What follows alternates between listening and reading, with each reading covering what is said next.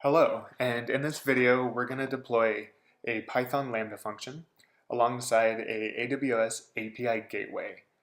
We're going to tie them together using the serverless framework.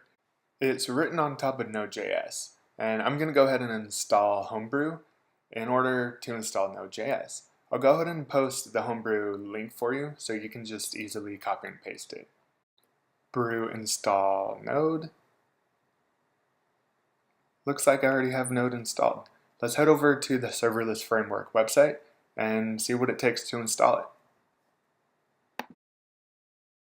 Their website will give us all the commands that we need to focus on. The first one is to globally install the framework.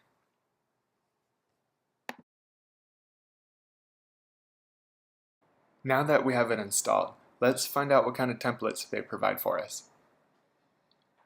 I forgot to supply the template name. Okay, template. Alright, here you can see that true is not supported. However, we have a huge array of supported templates. Node.js, TypeScript, just Python, Python 3, Gradle, Java, the list goes on. All these are the languages we could use. I want to create a Python 3 template. So let's go ahead and do AWS-Python 3, not 2. Alright, let's find out what it created. Oh, let's go ahead and put this inside of a directory of its own. I'm working on a project called AWS Overflow, so I'm going to make that directory, cd into it, and rerun my template command.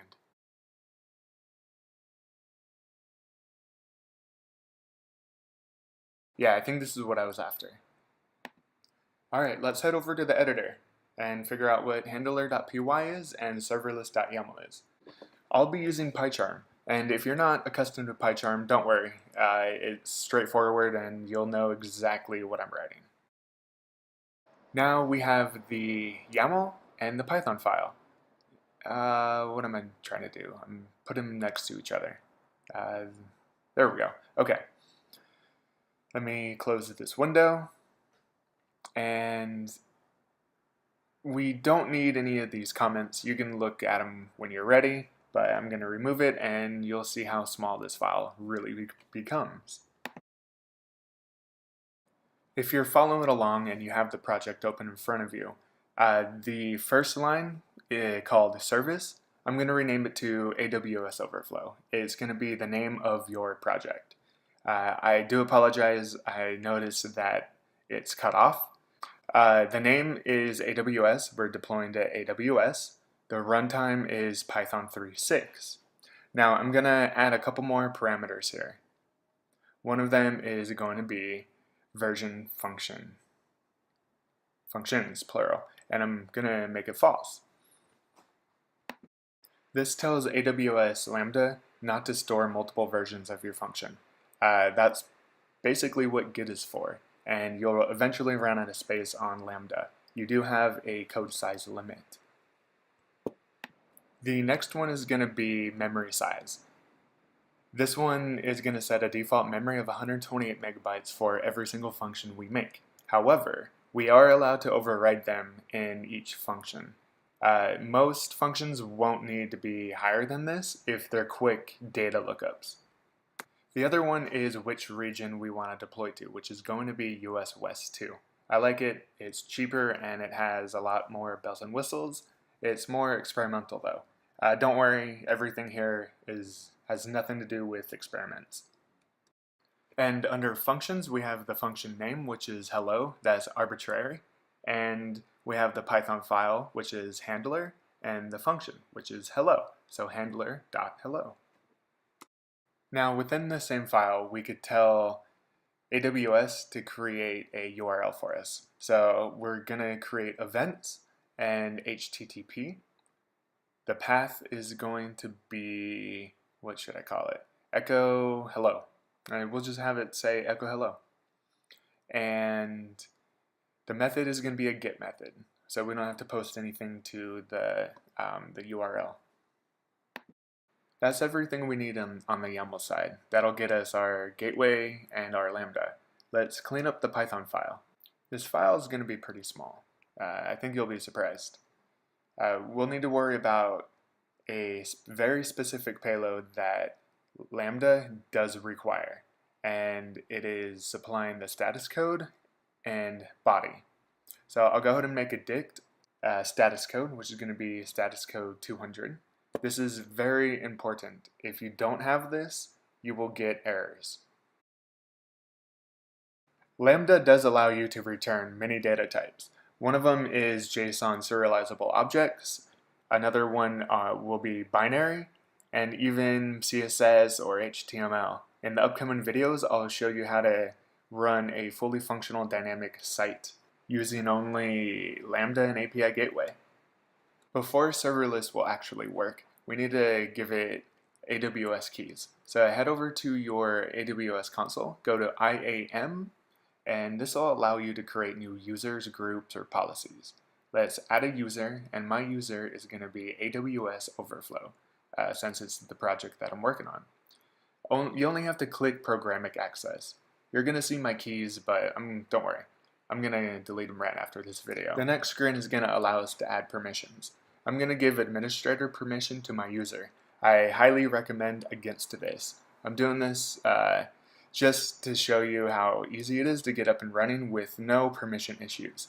And if any of you are familiar with coding or systems or IT, permission issues are very common. Before we could deploy to AWS, we have to tell serverless about our credentials. Okay. SLS is the alias for serverless. So SLS config credentials, if I can spell. The provider is going to be AWS, and we need to give it the key, which is our access key, and then our secret key, which is in the line, just secret.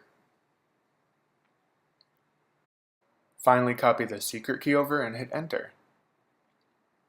And then we could type SLS deploy and our stage, dev, prod, maybe someone's name, or even staging. This will give you a unique URL and name your functions as that stage name.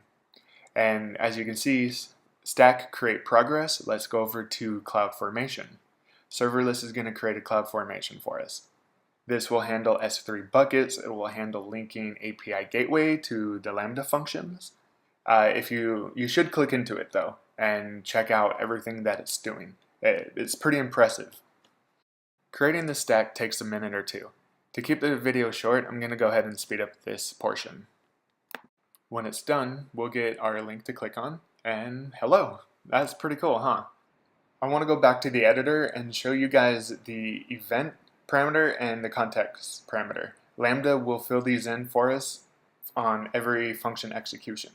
So let's do a JSON dump for this.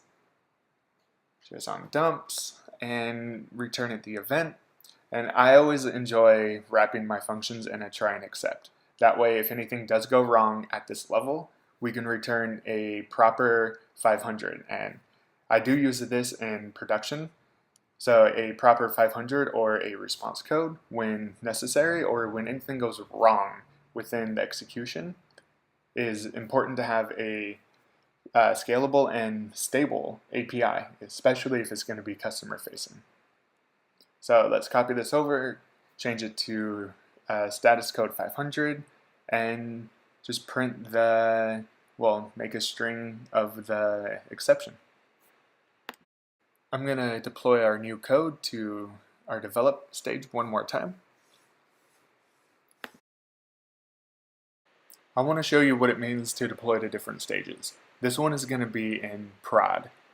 CD into my documents and my project, which is AWS Overflow. Set up my command, SLS deploy stage prod. Head over to my editor.